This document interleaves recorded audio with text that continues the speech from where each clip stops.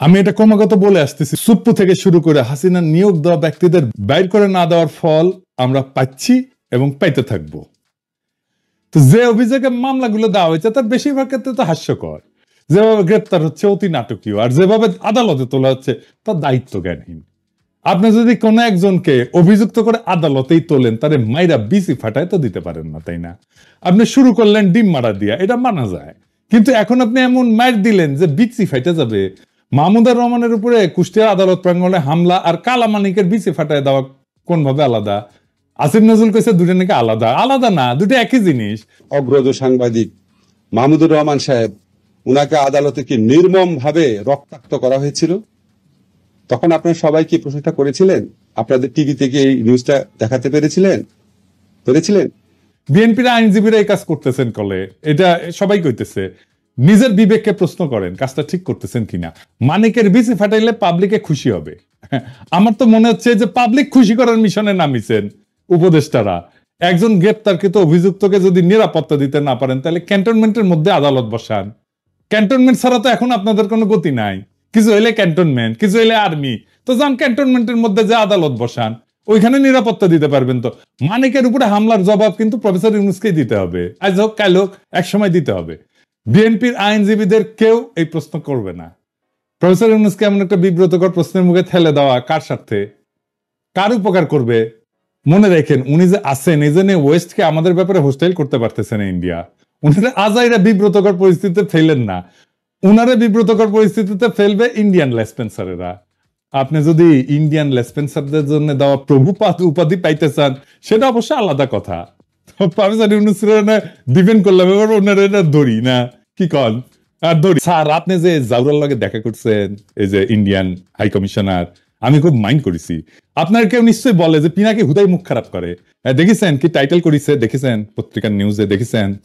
হ্যাঁ, এই টাইটেল যদি সত্যি না হয় তাহলে আপনার দপ্তর থেকে প্রতিবাদ পাঠাবেন, আর যদি সত্য হয় তাহলে আপনাকে জবাব দিতে হবে কেন ইন্ডিয়ার কাছে আপনি সাহায্য চাইছেন। প্রণয় ভার্মার লগে আপনার দেখা করতে হবে কেন? সৌজন্য, হ্যাঁ, ওই যে কইছে সৌজন্য সাক্ষাৎ, তো ও সৌজন্য দেখেছে আপনারে স্যার, কি কন? আপনার শপথ অনুষ্ঠানেও আসছিল, আসে নাই, ওই সৌজন্যটা টুকু দেখাই নাই। এই তো জাউরের সৌজন্য বোধ, তাই না? আপনি বলেন ছাত্ররা আপনার দায়িত্ব দিছে, তো ছাত্ররা কি ভারতের সাথে কুসুম কুসুম সম্পর্ক অনুমোদন করে? করে না তো। তবে এই ছাত্রদের সম্পর্কে কিছু বলা দরকার একজন অগ্রজ হিসাবে, আর এই লড়াইয়ের একজন স্টেক হোল্ডার হিসেবে। আর প্রফেসর ইউনূসকে কিছু ইনসাইড স্টোরি সম্পর্কে বলা দরকার, তাইলে ওনার বক্তব্যগুলো আশা করি আরো নিখুঁত হবে। এই বিপ্লবটা স্যার ছাত্ররা শুধু একা করে নাই, ছাত্ররা লড়াইয়ের স্পিয়ার হেড ছিল, মানে যারা রাজনীতির ভাষায় বলে ভ্যানগার্ড, মানে কমিউনিস্টরা কয় আর কি ভ্যানগার্ড, বর্ষার ফলার মতো আর কি। বর্ষার ফলা কিন্তু একা কিছু না, এটা অকার্যকর অস্ত্র বা সামান্য কার্যকর অস্ত্র। আর পিসের লাঠিটাও একা কিছু না, সামান্য কার্যকর অস্ত্র, কিন্তু দুইটা একসাথে একটা কার্যকর অস্ত্র হইয়া উঠছে। তো বর্ষার ফলাটা হইতেছে ছাত্ররা, আর জনতা হইতেছে পিসের লাঠিটা। ছাত্রদের সাথে জনতাও নামছিল, ব্যাপকভাবে নামছিল। শুধু বিশ্ববিদ্যালয়ের ছাত্র না, মাদ্রাসার ছাত্ররা নামছিল, শহীদ হয়েছে কাতারে কাতারে। কে নামে নাই? রিকশাওয়ালা, গার্মেন্টস ওয়ার্কার, জামাত, বিএনপি, হেফাজতের কর্মীরা, আবু সাইদকে শিবিরের সাথী। তো গত 15 বছর ধরে যারা লড়াই করছে তাদের রক্ত অশ্রু কান্নার উপরে দাঁড়ায় আছে এই লড়াই। এই লড়াই দাঁড়ায় নাই, এই লড়াইকে আকাশ থেকে পড়ছে, হঠাৎ করে বিজয় আসছে। আবু সাইদ যে বুক চিতায় দাঁড়াইছে, এই দাঁড়ানোটা প্রথম কে দাঁড়াইছে বাংলাদেশে? দেখেন তো এই ছবিটা, গার্ডিয়ানে ছাপা হয়েছিল, বিএনপি কর্মী। তারা এইভাবে অসংখ্যবার দাঁড়াইছে। মুক্তিযুদ্ধে যেভাবে আওয়ামী লীগ কুক্ষিগত করেছিল, জনতার বিজয়কে আওয়ামী বিজয় রিডিউস করছিল, সে একই কাজ কইলেন না। আওয়ামী ন্যারেটিভের পরাজয় তো দেখলেন, এবার আপনাদের এই ন্যারেটিভও কিন্তু পরাজিত হবে যদি এটারে ছাত্রদের লড়াই হিসাবে শুধুমাত্র প্রতীয়মান করেন। 5 তারিখে আর্মি গুলি চালায় নাই, চালাইতে পারতো। চালাইলে কি হইতো, প্ল্যান কি ছিল? প্রফেসর ইউনূসকে জিজ্ঞেস করেন। আমি ওনারে একটা কাজ করতে রিকোয়েস্ট করছিলাম, স্যার তো জানেন আপনি, যাতে আর্মির গুলি করা ঠেকানো যায়। উনি কাজটা করছিলেন, আপনাকে ধন্যবাদ। ওনার কাজটা সূত্র ধইরা আমার একজন বড় ভাই যিনি জাতিসংঘে কাজ করতেন, তিনি জাতিসংঘে কিছু গুরুত্বপূর্ণ ভূমিকা রাখছিলেন। জাতিসংঘের মহাসচিবের ক্ষেত্রে একটা ক্রুশিয়াল ভূমিকা ছিল। আমি প্রফেসর ইউনূসকে জানাইছিলাম যে এত কিছুর পরেও যদি আর্মি গুলি করে তাহলে প্ল্যান বি কি? আর্মির সাবেক জেনারেলরা আর্মি কনভয়ের সামনে দাঁড়াইতো। কারা কারা দাঁড়াইতো আমি আজকে নাম কইলাম না। হাসিনা যদি টিকা যাইতো তাহলে প্ল্যান সি ছিল। লড়াই এমন জায়গায় পৌঁছাইছিল যে আমরা সশস্ত্র লড়াই করলেও জিতে আসতে পারতাম, আর আমরা সেটা করতাম, আন্তর্জাতিক শক্তির সাহায্য নিয়ে করতাম, আগাইছিলামও। আর বেশি না কই। এইবার আমি একটা খুব খারাপ একটা সেন্সিটিভ প্রশ্ন করি, স্যার আপনারাও করি, ছাত্রদেরকেও করি। কিছু মনে করেন না প্রফেসর ইউনূস এবং ছাত্ররা, এই যে কয়েকশো পুলিশ মারা গেল, মাইরা যে টাঙ্গায় রাখা হলো, কে করছে? ছাত্ররা। আপনারা এটার ওনারশিপ নেবেন না তো। থানা আক্রমণ হইল একের পর এক, এমন কোন থানা নাই বাদ গেছে। পুলিশ যে আতঙ্কে পলাইলো, কে মাইরা টাঙ্গায় রাখছিল? কে? ছাত্র ভাই আপনারা রাখছিলেন? হ্যাঁ, কে করলো এটা নিশ্চয়ই বুঝতে পারতেছেন। এই বিপ্লবী সহিংসতা কোনো র্যান্ডম ঘটনা না, আর এগুলো ছাত্ররা করেও নাই। কিন্তু বিপ্লবী সহিংসতার একটা ডিসাইসিভ রোল ছিল। হাসিনা না পড়লে পুলিশের পরে আমলাদের সিরিয়াল ছিল। হ্যাঁ আমি জানি, বাইচা গেছেন আপনারা। ওই যে সব সুন্দরী, সব অপসরীরই একটা দুর্গন্ধযুক্ত গুজ্জদার থাকে, সেরকম এরকম বিপ্লবের একটা বিপ্লবী সহিংসতা থাকে যেটা কেউ ওন করে না, কিন্তু ওই বিপ্লবী সহিংসতাটা দরকার। সেই জন্য আপনি বিপ্লবের পুরা গল্প কোনোদিন পাইবেন না, কারণ এই কথাটা কেউ বলবে না যে আমি এটা করেছি, কেউ বলবে না, কেউ স্বীকার করবে না, কিন্তু এটা হয়েছে। যাই হোক, তাই সবাইরা বাদ দিয়ে একটা গ্রুপকে মহিয়ান করে তোরা কৌশলকে বাদ দিতে অনুরোধ করি। তরুণ ছাত্র নেতা এবং উপদেষ্টা পরিষদের জন্য সামনে কিন্তু বিপদ আছে। বিপদটা কি আমি একটু বলি, খুইলা বলি। ছাত্ররা একটা শক্তি, সত্য, কিন্তু ছাত্র নেতারা ডিসপোজেবল। ডিসপোজেবল কথাটা শুনে আবার মাইন্ড করেন না। ছাত্র নেতাদের শক্তি অতি ক্ষণস্থায়ী। আমিও ছাত্র নেতা ছিলাম, আমিও ঠিক 90-এর অভ্যুত্থানের নেতা ছিলাম। হাজার হাজার ছাত্রকে ডাক দিলে এক কাতারে আনতাম। এখন ওই ছাত্রদের আনতে পারবো না, কারণ তারাও ছাত্র নাই, আমিও নাই। ওদের সবার সংসার হয়েছে। রাজশাহী মেডিকেল কলেজে গেলে হ্যাঁ সাবেক ছাত্র পরে পরিচিতি পাইছে, পিনাকি ভট্টাচার্য হয়েছে, সেই জন্য হয়তো আসবে অনেকেই। কিন্তু আমি যদি আজকাল পিনাকি না হইতাম, কেউ আসতো না। ছাত্র নেতার তার যে কনস্টিটিউয়েন্সি, সেটাতে খুব অল্প সময় থাকে, খুবই অল্প সময় থাকে। ওই যে জায়মান অক্সিজেন বলে কথা আছে না, সামান্য সময় থাকে, ওই রকম জায়মান তার শক্তিটা। এই যে 90-এর অভ্যুত্থানের অগ্রপথিক ছাত্র নেতারা, এই যে দেখেছেন ওনারা কোথায়। এই যে বিচিত্রার প্রচ্ছদ প্রতিবেদন হয়েছিল আমাদের সময়, বিচিত্রার প্রচ্ছদ প্রতিবেদন হওয়া মানে বিশাল বিশাল ব্যাপার। বিচিত্রার প্রচ্ছদ প্রতিবেদন হয়েছিল, ওনাদের ছবি দেয়া, ওনারা কোথায়? কোথাও নাই। অথচ উনাদের কথায় তখন দেশ চলত। এরশাদের পতনের পরে বাংলাদেশের ছাত্র নেতাদের মধ্যে 4 খলিফার চাইতে বড় ছাত্র নেতা আসে নাই। ওনাদের গত 40 বছরে কোনো বেই ছিল রাজনীতিতে? ছিল না। এখন আজকাল ছাত্র নেতারা ডাকলে হাজার হাজার ছাত্র আসে। ঠিক 5 বছর পরে ওই ছাত্র ইউনিভার্সিটি থেকে বেড়ে গেলে সেই একই বাগানে আসবে নতুন কুড়ি, শুধু সেই সেদিনের মালি থাকবে না। ছাত্র রাজনীতি কফি হাউসের সেই আড্ডা, বুঝছাও, এটা থাকে না। বারবার ছাত্রদের সামনে আয় না, জনতাকে যে সামনের কাতার থেকে পিছে ঠেলে দেওয়া হইতেছে, তার সবচেয়ে বড় ভিকটিম হবে ছাত্ররাই, ছাত্র নেতারাই। তারা শক্তিহীন হইয়া পড়বে।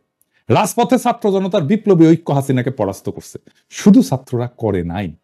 ক্ষমতা জিনিসটাকে আজকের ক্ষমতাবানদেরকে বুঝতে হবে খুব খেয়াল করে, কারণ এটা না বুঝলে আপনি ক্ষমতাকে ম্যানেজ করতে পারবেন না। কারণ ক্ষমতা খুব ডেঞ্জারাস জিনিস। আমি আপনাদেরকে বিপ্লবের একটা এক্সাম্পল দিয়ে দেখাই। ক্ষমতা কিভাবে বিপ্লবকে ধ্বংস করে দিতে পারে। রুশ বিপ্লব টেকেছিল? টেকে নাই। এত বড় সফল বিপ্লব টেকে নাই। কেন জানেন? কারণ লেনিন নিজে ক্ষমতাকে কিভাবে ডিল করবেন, জনতার সাথে কিভাবে পুনঃসম্পর্ক স্থাপন করবেন, জনতাকে দিয়ে কিভাবে বিপ্লবকে ওন করাবেন, সেটা বুঝতে পারে নাই লেনিনের মতো প্রখর রাজনৈতিক মেধার লোক। ক্ষমতা এসে বিপুল ভাবে অজনপ্রিয় হয়েছেন লেনিন আর তার নিজের দল মাত্র কয়েক মাসের মধ্যে। এটার সাথে বাংলাদেশের আগস্ট বিপ্লবের মিলটা ধরাই দেব, মজা পেবেন। রাশিয়া বিপ্লব হইল, লেনিন ক্ষমতা নিলেন, তারপর একটা নির্বাচন দিলেন কয়েক মাসের মধ্যে এবং গোহারা হারলেন। বিরোধী দল পেল 40% ভোট, আর সে পেল মাত্র 25% ভোট। তারপর পার্লামেন্টে রেড আর্মি পাঠায় ওদেরকে পার্লামেন্ট ছাড়া করলেন। এটা হচ্ছে লেনিনের কেরামতি। সফল বিপ্লব করলো যেই দল ক্ষমতায়, তারপরে গোহারা হলো। আর ওই হারার পরেই Soviet union one party state হয়ে ওঠে ধীরে ধীরে। দীর্ঘমেয়াদে শুধু বিপ্লব না, একটা প্রসপারাস নেশনকে পিছিয়ে দেওয়া হয় বহু বছর, আজকে পর্যন্ত মাথা তুলে দাঁড়াইতে পারেনি।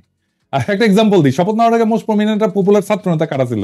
আসিফ আর নাহিদ তো, তাই না? এখন মোস্ট প্রমিনেন্ট আর পপুলার ছাত্র নেতা কে? সার্জিস আর রাফনাজ আব্দুল্লাহ। কেন বুঝলেন তো?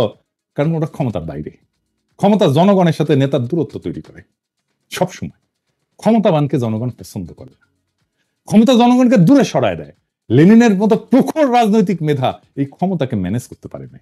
দুইটা দেশ পারছিল কিন্তু বিপ্লবের পরে ক্ষমতা আর জনতার মধ্যে মেলবন্ধন করতে, কিউবা আর ইরান। সেই জন্য এই দুই দেশে এখনো বিপ্লব টিকে আছে। আর এই অরাজনৈতিক এনজিও দুর্বল বুইরাদের ক্যাবিনেট পারলে ভালো, কিন্তু প্রফেসর ইউনূস তো খমিনেও না, লেনিনও না।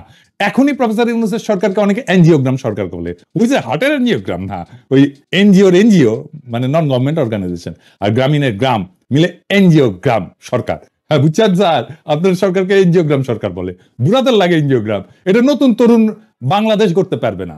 আপনার ক্যাবিনেটে 2জন তরুণ ছাত্রকে নিয়েছেন, আমি প্রথম দিন এটা অ্যাপ্রিসিয়েট করছি বলছি যে এটা ভালো কাজ হয়েছে। আপনি সবাই নেন তরুণ, সবাই সব উপদেষ্টারা তরুণ নেন, এই যে ছাত্রদের নেন, কোনো অসুবিধা নাই তো, আমরা সাপোর্ট করব, ওরা খুব ভালো পারবে চালাইতে।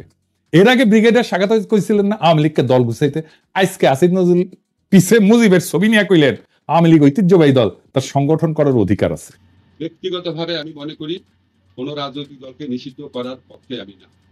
আওয়ামী লীগ বাংলাদেশের স্বাধীনতা সংগ্রামে নেতৃত্ব প্রদানকারী দল, বিভিন্ন গণতান্ত্রিক সংগ্রামে এই দলটার অবদান ছিল। গত 15 বছর তারা যা করেছে সেটা তাদের ঐতিহ্যের সাথে যায় না। মানে বুঝছেন তো, এই এনজিওগ্রাম সরকারের কাম হইতেছে আওয়ামী লীগকে সাফসুতরা কইরা আবার মানুষের সামনে পরিবেশন করা। আসিফ নজরুলকে জিজ্ঞেস করেন, জার্মানিতে হিটলারের দল কি রাজনীতি করতে পারে? আওয়ামী লীগ কি ফ্যাসিস্ট দল না? আসিফ নজরুলকে জবাব দিতে হবে যে হ্যাঁ বা না বলতে হবে, জয়িতে বললে চলবে না, যদি কিন্তু ইত্যাদি ইত্যাদি বললে চলবে না। কোন অথরিটিতে আসিফ নজরুল বলে যে আওয়ামী লীগের রাজনীতি করার অধিকার আছে? শেখ মুজিবের ছবি ভাস্কর্য যেই জনতা ভেঙ্গে ফেলা বিপ্লবের বিজয় ঘোষণা করেছিল, সেই নিন্দিত স্বৈরাচার ফ্যাসিস্ট হাসিনার পলিটিক্যাল আইকন মুজিবের ছবি পিছনে লাগায় যে উপদেষ্টাগরি করতেছেন, এইটা কি জনগণের অনুমোদন নিয়ে লাগাইছেন পিছে? জনগণ তো এটা ভাঙছে, আপনি পিছে লাগায় রাখছেন কেন, টেঙে রাখছেন কেন? আর একটা বিষয় একটু আলাপ করে নিই আমাদের মিডিয়ার কিছু রেসপন্সিবিলিটি নিয়ে। সরকার গুমের শিকার ব্যক্তিদের সন্ধানে 5 সদস্যের কমিটি করছে, এর মধ্যে সাজ্জাদ হোসেন একজন। তো মানবাধিকার কর্মী, এনটিভি একটা নিউজ করেছে এটা নিয়ে, এই যে দেখেন, হ্যাঁ ওইখানে ছবি দিছে এই মালের, সাজ্জাদ হোসেনে বলে এই ছবিটা হইতেছে সুয়েটার প্রাক্তন ছাত্রলীগের প্রাক্তন সাধারণ সম্পাদক, গত 15 বছরের স্বৈরাচারের সুবিধাভোগী। তো আপনি সাজ্জাদ হোসেনকে চিনেন না? সে একজন মানবাধিকার কর্মী, আমাদের কলিগ তো, আমাদের সহকর্মী তো, তার সাথে কাজ করেছি তো। আপনি সে একজনের জায়গায় আরেকজনের ছবি দিয়ে দিবেন আর হাউকল লেগে যাবে বিভিন্ন জায়গায়। আমার কাছে কতজন পাঠাইছে, এই যে দেখেন এই লোক গুমের ইয়ে হয়েছে, আরে না রে ভাই, এই লোক তো হয় নাই। হুদাই আপনি কি সাংবাদিক নিয়ে রাখছেন এনটিভিতে এই সমস্ত আউল ফাউল? এডিটর সাহেব দেখান তো এনটিভির নিউজটা দেখান, আর ছবিটা দেখান, আর ওই দেখা দেন যে ওটা কার সাথে মিল আছে, কার ছবি ব্যবহার করেছে দেখা দেন। এই কাজ করিয়েন না। যাই হোক, আর এটা ইস্যু নিয়ে প্রফেসর ইউনূসের আমি নজর কামনা করছি, আসেন এটা আলাপ করি। হাজার হাজার আহত জনতা ছাত্র কাতরাইতেছেন, আপনি বলছিলেন না এদের চিকিৎসা ব্যবস্থা করবেন না, তালিকা করতে পারলেন না আহত নিহতদের। আপনার উপদেষ্টাদের তো জানাই না কেমনে দেশ চলে, কিভাবে দেশটা ফাংশন করে, কয় হাজার আহত, 10,000 20,000, তালিকা করতে পারেন না এতদিনে। একটা হসপিটালে তো গেছে সে, তাই না? যে কোনো হসপিটালে যে কোনো আহত রোগীর একটা আলাদা ডেটাবেস থাকে, ওটা পুলিশ কেস বলে, একটা লাল সিল দেওয়া থাকে, ইনকা করে ঠাকাশ করে মেরা দেয়। তো এই পুলিশ কেসগুলোর তথ্য নিয়ে রোড ট্রাফিক অ্যাক্সিডেন্ট, সাপে কাটা আর বিষ খাওয়া, এই 3 ধরনের রোগী যদি বাদ দেন 18 জুলাই থেকে 5 আগস্টের, তাহলে আহতদের পূর্ণাঙ্গ তালিকা পেয়ে যাবেন, ওখানে ঠিকানাও থাকে, ফোন নাম্বারও থাকে। 1 সপ্তাহের কাজ, আর একটু ভ্যালিডেট করে 1 সপ্তাহ, ম্যাক্সিমাম 1 সপ্তাহের কাজ। দেশ কেমনে চলে এটা জানেই না, এইগুলারে আপনি উপদেশটা বানিয়েছেন তো বানাইছেন, বানান ছাত্রদের বানাইতেন, সবগুলোই ছাত্র নিতেন, খুব ভালো কাজ করবে। আমি প্রথমে 2 জন ছাত্র বানাইছিলেন উপদেশটা, আমি কইছিলাম এটা ভালো কাজ করেছেন, আর সবগুলোরে নিতেন ছাত্র, কোনো সমস্যা ছিল না তো। যাই হোক, এই আলাপে শুধু ছাত্র না, ছাত্র জনতার এই বিপ্লবের অংশগ্রহণ নিয়ে কথা বলছি। তো আমি শহীদদের নিয়ে এপিসোডে মাঝে মাঝে শেষ করতাম, আজকে আমি যারা নিয়ে কথা বলবো সে শহীদ কিনা জানি না, কিন্তু এই আন্দোলনে সে একজন নিখোঁজ ব্যক্তি।